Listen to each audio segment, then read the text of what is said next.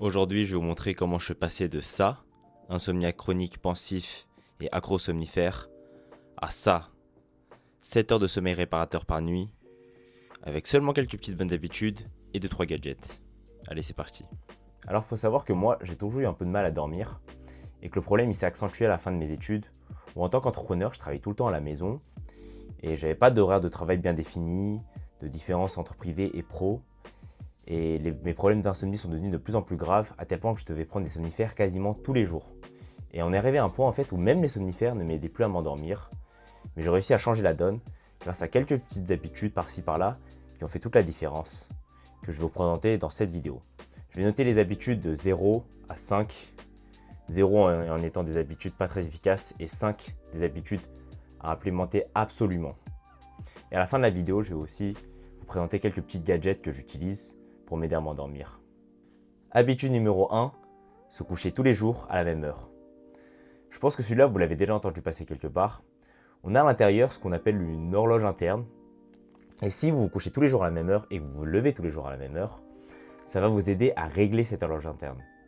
Par exemple, si vous vous couchez tous les jours à 23 heures, vous serez naturellement fatigué vers 23 heures. Alors que si vous couchez n'importe quelle heure, ça change le lundi, ça change le mardi, l'horloge elle va être toute déréglée, ce qui était mon cas avant. Et même si je pouvais être très fatigué, j'arrivais pas à m'endormir au lit. Donc ça, c'est une habitude des plus importantes. Je mets une note de 5 sur 5 parce que certains, juste avec cette habitude, vous pouvez changer la donne et ne plus faire d'insomnie. Malheureusement, ce n'était pas mon cas. Donc on va passer à l'habitude numéro 2. Habitude numéro 2, de la lumière le matin. Alors ça, c'est une habitude que j'ai implémentée assez récemment avec de très bons résultats. En fait, quand vous recevez beaucoup de lumière le matin, ça va vous envoyer un message à votre cerveau pour dire « Là, c'est le matin, il faut arrêter la production de mélatonine et commencer la production de cortisol. » C'est l'hormone du réveil, de l'énergie, etc. Et en fait, ça va paradoxalement mieux vous aider à vous endormir le soir parce que à peu près 14 à 15 heures après l'exposition de lumière le matin, le cerveau va dire « Ah, là maintenant c'est le soir, il faut reproduire de la mélatonine pour s'endormir. » Donc c'est quelque chose qui va également aider à régler votre rythme circadien, votre horloge biologique dont on a parlé juste tout à l'heure.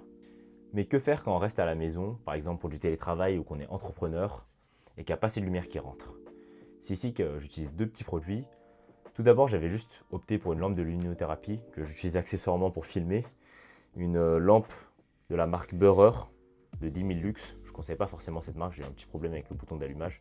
Retenez que n'importe quelle lampe qui fasse au moins 10 000 lux de puissance fera l'affaire, c'est-à-dire nous envoyer de la lumière le matin. Le gros inconvénient avec ça, c'est qu'il faut rester devant la lampe, sinon ça ne va pas marcher. C'est pourquoi pour le deuxième produit, je me permets de faire un petit placement de produit. Pour mon propre produit, des lunettes de luminothérapie de ma marque qui se nomme Cetras. Alors pourquoi est-ce que je trouve que c'est beaucoup plus pratique? Parce que là, au lieu de rester immobile devant une lampe, la lunette vous envoie directement la lumière dans vos yeux en toute mobilité. Vous les mettez comme ça marche, même par-dessus des lunettes de vue, et vous pouvez aller préparer votre petit déjeuner, faire votre petit sport, tout en faisant votre séance de luminothérapie. Donc pour les deux produits, il faut les utiliser environ dans l'heure où on se réveille pour une séance d'environ 30 minutes de luminothérapie. Il faut savoir que les résultats vont arriver à environ à peu près une semaine après la première utilisation. Vous allez vous sentir plus énergétique dans la journée après l'utilisation. Et le soir, avec une horloge mieux réglée, vous allez vous endormir plus facilement grâce à la production de mélatonine, parce qu'on aura réglé votre horloge interne. Donc pour cette habitude de la lumière le matin, que ce soit en luminothérapie avec la lampe ou avec les lunettes ou avec la lumière naturelle du soleil, je mets un solide 4,5 sur 5 parce que ça m'a beaucoup aidé à m'endormir et il y a eu des résultats tangibles. On va passer à l'habitude numéro 3. Lien dans la description. Habitude numéro 3, pas de lumière bleue le soir. Alors ça, c'est quelque chose que vous connaissez peut-être à travers votre smartphone avec sur Android le filtre de lumière bleue et sur l'iPhone ça s'appelle Night Shift. Alors je vous montre ça tout de suite. Vous allez sur votre téléphone et il y a quelque chose qui s'appelle filtre de lumière bleue comme ça. Vous appuyez dessus et votre écran devient tout jaune. Et ça, c'est quelque chose que j'ai programmé pour qu'il s'active tous les soirs à la même heure, à peu près 3 heures avant de se coucher, à la fois sur mon iPad, sur mon iPhone, sur mon Mac et même sur mon vieux Samsung que j'utilise que dans les toilettes. Pourquoi c'est aussi important? Parce que des études montrent que, en fait, quand vous vous exposez à de la lumière bleue qui sont présents dans les écrans des smartphones, ça va inhiber votre production de mélatonine. C'est comme si vous faisiez des micro-luminothérapie le soir avant de vous coucher qui est censé vous réveiller. Donc idéalement, il faudrait ne pas du tout avoir d'écran 2 heures avant de se coucher, mais malheureusement pour certains c'est pas possible, c'est pourquoi j'utilise ces filtres de lumière bleue intégrés dans nos appareils. Mais malheureusement sur certains appareils, il n'y a pas cette fonctionnalité de filtre de lumière bleue, je pense notamment à la Apple Watch, à la Nintendo Switch, etc. Et également à ce pote chiant qui n'a pas mis son filtre de lumière bleue sur son téléphone le soir. Donc ce que vous pouvez faire, c'est acheter comme moi des lunettes anti-lumière bleue. Donc moi j'ai pris une version qui se clipse directement sur mes lunettes de vue. Qu'est-ce que ça va faire? Ça va tout simplement inhiber toute la lumière bleue pour ces appareils qui n'ont pas de fil de lumière bleue. Et en plus de ça, je vous conseille de prendre une version couleur chaude comme la mienne qui est toute jaune, qui va vous permettre en fait de voir tout en jaune. Vous allez voir la vie en jaune, même si ça sera une lumière blanche, vous le verrez en jaune. Et les couleurs chaudes sont notamment associées au sommeil, donc c'est un double effet positif. Pour cette habitude de couper les lumières bleues le soir, je mets un solide 4,5 comme la luminothérapie. Ça a été très solide et c'est prouvé par beaucoup d'études scientifiques et je sens un réel effet positif sur moi. Habitude numéro 4, avoir une pièce dédiée pour le sommeil. Alors ça, c'est l'une des habitudes qui m'a le plus aidé en tant qu'insomniaque chronique, qui a tout essayé, qui a regardé toutes les vidéos playlists méditation sur YouTube, onde alpha, onde oméga, onde bêta pour dormir, et que rien ne marche. Avoir une pièce dédiée pour le sommeil, ça a été un game changer pour moi. Pourquoi? Parce que notre cerveau, elle est très fort pour associer quelque chose à une fonctionnalité. Par exemple, si vous passez toute la journée dans votre chambre à travailler, il va associer cette chambre au travail. Ou si vous passez toute la journée à jouer à la play dans votre chambre, il va associer la chambre au jeu. Et donc quand vous allez essayer le soir de dormir dans cette chambre, il ne va pas réussir à associer le sommeil à cette chambre. C'est pourquoi il faudrait idéalement avoir une pièce pour dormir, une pièce pour travailler et une pièce pour jouer. Comment faire pour ceux qui n'ont pas forcément de place pour avoir une pièce pour le travail et une pièce pour dormir? Ceux qui sont sur un petit studio parisien et tout, ils n'ont pas forcément le luxe d'avoir autant de pièces.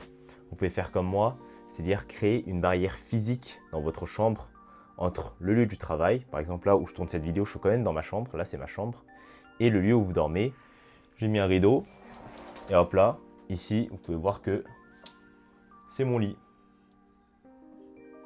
Et j'ai ce rideau qui coupe ma chambre en deux, où j'ai mon espace de travail ici.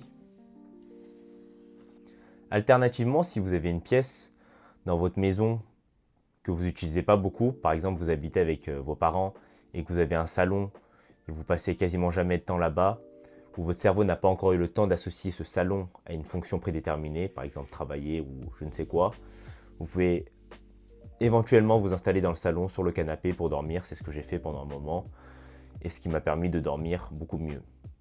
Donc pour cette habitude d'avoir une pièce dédiée au sommeil, j'ai mis un solide 4,9 sur 5. Et de la même manière où votre cerveau peut associer une pièce à une fonctionnalité, votre cerveau peut associer le lit à une fonctionnalité aussi. Par exemple, si vous passez votre temps sur le lit à scroller sur TikTok, ou à faire vos devoirs, ou à faire autre chose, votre cerveau il va associer ce lit à toutes ces autres choses au lieu du sommeil. Donc le lit, c'est pourquoi? C'est que pour dormir et rien d'autre. Habitude numéro 5, les compléments alimentaires que je prends. Ici, je vais être très succinct parce que la vidéo sinon elle va être trop longue. Je vais juste vous présenter les 4 compléments alimentaires que je prends, quand je les prends. Si vous voulez une vidéo plus détaillée sur les compléments alimentaires, dites-le moi dans les commentaires et j'en ferai une vidéo s'il y a assez de gens qui sont intéressés. Complément alimentaire numéro 1, je pense que vous l'avez déjà tous deviné, c'est bien évidemment la mélatonine, la même que j'ai parlé tout à l'heure, la molécule du sommeil.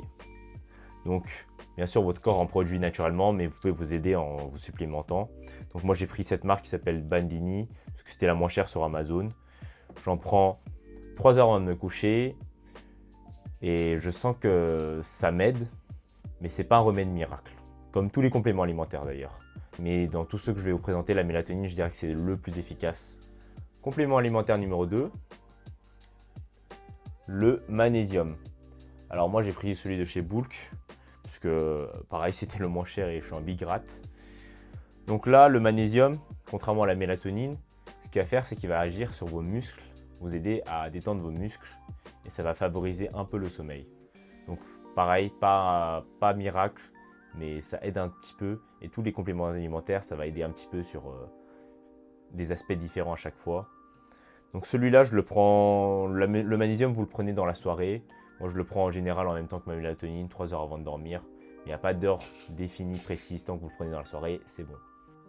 Complément alimentaire numéro 3, la L-théanine. Donc la L-théanine, c'est un acide aminé qui est censé nous aider à nous endormir en calmant cette petite voix en fait qu'on a dans notre tête, qui nous parle, etc. On a toutes ces pensées et tout qui n'arrivent pas à s'arrêter. Et ça, c'est censé justement aider sur cet aspect-là. En toute honnêteté, je vais vous dire, ça ne marche pas trop sur moi. Ça fait à peu près 3 mois que j'en prends. Je prends la dose correcte, c'est-à-dire 250 mg, à peu près 30 minutes avant de me coucher. Je trouve que c'est plus placebo qu'autre chose. En plus, ça coûte quand même son prix. Par exemple, une petite bouteille comme ça m'a coûté 20 €. J'en ai assez pour un peu moins d'1 an. Et je vous conseille honnêtement, essayez-le. Prenez une petite dose. Et si vous voyez que ça ne marche pas, passez votre chemin. Complément alimentaire numéro 4, la glycine. Toujours chez Bulk, parce qu'on est des big rats. D'ailleurs, je vous mets un petit lien de parrainage Bulk si jamais vous voulez acheter chez Bulk. Vous aurez une réduction comme ça. Je ne suis pas en partenariat avec eux, mais vous utilisez un parrainage, vous aurez une réduction, j'aurai une réduction aussi, tout le monde est content. Donc la glycine, c'est un acide aminé également qui va nous permettre en fait d'abaisser la température de notre corps, parce que pour avoir un sommeil bien réparateur, il est conseillé de garder une pièce entre 18 et 20 degrés, donc probablement en dessous de la température de la plupart de vos pièces. Et la glycine, elle va permettre à notre corps de baisser sa température interne, ce qui est censé favoriser notre sommeil. Donc moi, je le prends en même temps que ma L-théanine, environ 30 minutes avant de dormir. Et je remarque honnêtement pas trop de différence. C'est probablement parce que ma pièce est déjà très très fraîche. Je garde tout le temps la fenêtre ouverte et des fois j'ai même mon petit ventilateur qui brasse de l'air. Donc c'est pour ça que peut-être il y a moins d'effet sur moi que ce que vous pourrez avoir si votre pièce elle est moins bien aérée. Dans l'ordre d'utilité, je mettrai la mélatonine tout en haut, un solide 4 sur 5, suivi du magnésium en deuxième position, 3 sur 5, et de la L-théanine et glycine à ex aequo en troisième position, 2 sur 5. Si vous voulez en regarder qu'un, prenez la mélatonine. Je vous conseille également de prendre le magnésium parce que ça a des bienfaits prouvés sur la santé, récupération musculaire, etc. autres que strictement par rapport au sommeil. Et la L-théanine et la glycine, je vous conseille d'expérimenter. Si ça marche sur vous, tant mieux. Si ça ne marche pas sur vous, n'en rachetez plus. Maintenant, on a fini avec tout ce qui est habitudes et compléments alimentaires. Je vais vous présenter très rapidement tous les accessoires que j'utilise au jour le jour pour m'aider à mieux dormir. Pareil, si vous voulez une vidéo plus détaillée sur ces accessoires, mettez-le moi en commentaire et s'il y a assez de personnes qui le réclament, j'en ferai une vidéo. Accessoire numéro 1, un masque de sommeil. Idéalement, un masque de sommeil avec des trous au niveau des yeux pour bloquer un maximum de lumière. Il faut que ça soit le plus noir possible quand vous mettez le masque. Et vous allez voir, ça va vraiment vous aider. Moi, je ne peux plus m'en passer, je le porte tous les soirs. Et en voyage, etc., quand vous ne pouvez pas contrôler la lumière, c'est encore plus indispensable. Accessoire numéro 2, des boules caisses en silicone. Si vous avez des problèmes à dormir à cause du bruit dans votre appartement ou des parents qui parlent trop fort, etc., ça peut vraiment vous aider. Moi, je les porte tous les soirs maintenant. Comme le masque de sommeil, c'est devenu indispensable. Et vous allez voir qu'en silicone, ça bloque mais tellement plus de bruit que des boules caisses classiques. Le truc, c'est que c'est un peu plus cher et qu'il faudra les changer de temps en temps parce que ça va prendre la poussière, etc. Alternativement, j'utilise également ça. C'est des espèces de boules caisses qui ressemblent à des écouteurs avec des embouts au bout comme des écouteurs. Donc l'avantage, c'est que c'est réutilisable à l'infini. Vous avez juste à les nettoyer de temps en temps avec de l'eau et du savon. Mais ça bloque un peu moins de son que les boules caisses en silicone à usage défini que je vous ai montré tout à l'heure, où il faudra les changer tous les mois, mais ça bloquera plus de son. Accessoire numéro 3, un tracker de sommeil. Parce que pour améliorer, il faut mesurer. Moi, j'utilise tout simplement ma Apple Watch, mais à peu près toutes les smartwatches le font. Il y a même des bagues qui peuvent traquer le sommeil, qui coûtent moins cher, plus cher, etc.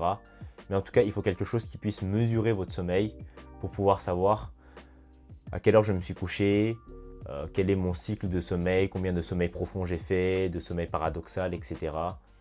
Il faut pouvoir mesurer pour savoir là où sont les axes d'amélioration. Pour conclure cette vidéo, j'aimerais vous donner quelques dernières astuces pour vous aider en cas d'extrême urgence, en dernier recours, quand il est 3 h du mat et que vous n'arrivez toujours pas à dormir, parce que, je sais pas, vous avez cassé votre routine quotidienne. Ce que je précise, il ne faut jamais casser sa routine. Il faut avoir une routine pré-sommeil bien déterminée et bien définie. Mais parfois dans la vie, on ne peut pas tout contrôler. Vous avez dû, je sais pas, aller à une soirée, parce qu'il faut sociabiliser et vous avez oublié vos lunettes anti-lumière bleue et que tous ces cons là, ils n'ont pas mis leur filtre anti-lumière bleue et qui vous montrent leur Insta, etc. Que faire? Il est 3 h du mat et vous n'arrivez toujours pas à dormir. C'est que là, mes petites astuces interviennent. Astuce numéro 1, levez-vous. Si au bout de 20 minutes, vous n'arrivez pas à dormir, ne restez pas au lit, ça ne sert à rien. Au contraire, ça va être néfaste parce que si vous restez trop longtemps dans votre lit, 1 heure, 2 heures sans réussir à dormir, votre cerveau va associer le lit à l'insomnie et à la difficulté à s'endormir, même pour les prochains jours. Donc au bout de 20 minutes, ce que je fais, c'est que je me lève et que je fais une activité relaxante. Par exemple, lire sur mon Kindle ou juste regarder dans le vide. Mais si vous avez déjà tout essayé, que vous êtes déjà levé plusieurs fois pour lire un livre, etc. et que vous recouchez et que le sommeil ne vient toujours pas et que vous allez bientôt finir le livre, c'est là et seulement là que vous pouvez envisager les somnifères quand vous avez essayé toutes les autres méthodes. Donc comme somnifère, moi je prends de la doxylamine. Je pense que ça ne va pas se voir à la caméra tellement c'est petit. Mais je prends juste de la doxylamine que vous pouvez retrouver en pharmacie sans ordonnance. Je prends la version marque neutre, c'est-à-dire il n'y a pas vraiment de marque parce que c'est le même principe actif dans tous les somnifères de ce type-là et c'est ce qui coûte le moins cher. Voilà, c'est tout pour cette vidéo. J'espère que vous avez trouvé au moins quelques astuces qui vont vraiment vous aider à mieux dormir. Si c'est le cas, j'aurai accompli ma mission. Et si vous voulez davantage de vidéos sur certains accessoires que je suis en train de tester pour mieux dormir, que j'en ai pas encore parlé dans cette vidéo, ou comment utiliser en détail ces compléments alimentaires que j'ai présentés, leurs effets sur notre corps, etc. Mettez-le moi dans les commentaires et je pourrais peut-être en faire une vidéo. Merci d'avoir regardé et à très bientôt.